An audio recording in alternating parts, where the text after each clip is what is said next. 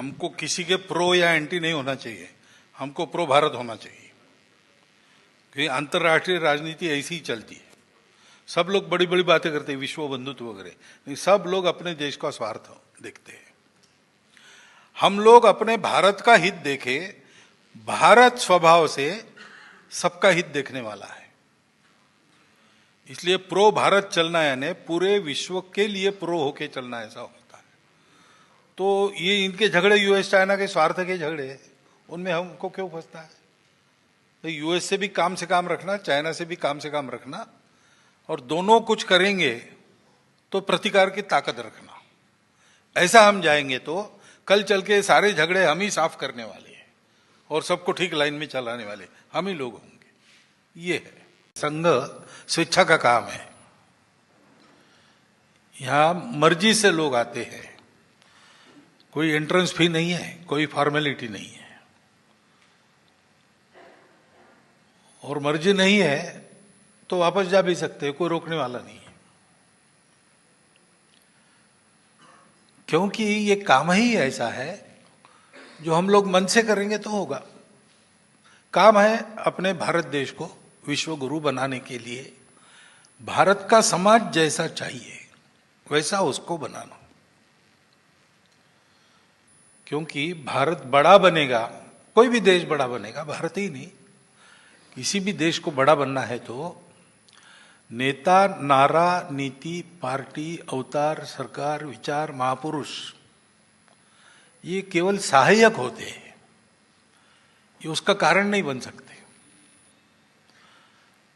देश के प्रगति का, राष्ट्र के उत्थान का कारण तो समाज होता है। समाज में एकता और गुणवत्ता, यूनिटी और क्वालिटी, दो बातें हैं तो राष्ट्र बड़ा होता है। देवी देवता, पूजा पद्धति अनेक है, संप्रदाय अनेक है, प्रांत अनेक है, खान पान रीति रिवाज अलग अलग है। ये सब होने के बाद भी प्राचीन समय से आज तक हम एक देश है। कोई आज की बात है क्या? श्रीमद शंकर देव जी ने भारत प्रशस्ति गाई है आसाम में,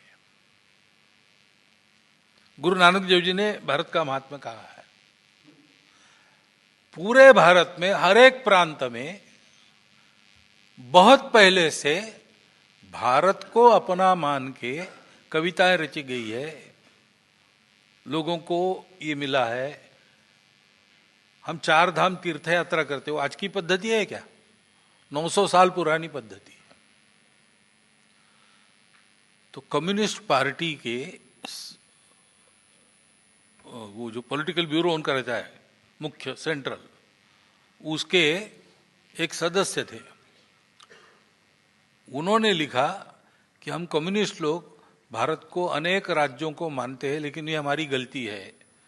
भारत कम से कम शंकराचार्य के समय से एक देश है, ऐसा उनका है। मैं कहता हूं कि उससे पहले से एक देश है। हमारे यहां पृथ्वी सूक्त में कहा है, माता भूमि ही पुत्रोहम पृथिव्याम, मेरी माता भूमि है। भूमि यानी पूरी धरती, सारी पृथ्वी। लेकिन पूछा कि माता भूमि सबकी है, तुम कौन हो? तो फिर आगे उत्तर है कि पुत्रोहम पृथिव्याम, पृथु राजा ने कृषि योग्य जिस भूमि को बनाया वहां से मैं आता हूं। तो हमारी आइडेंटिटी भारत के साथ बनी है।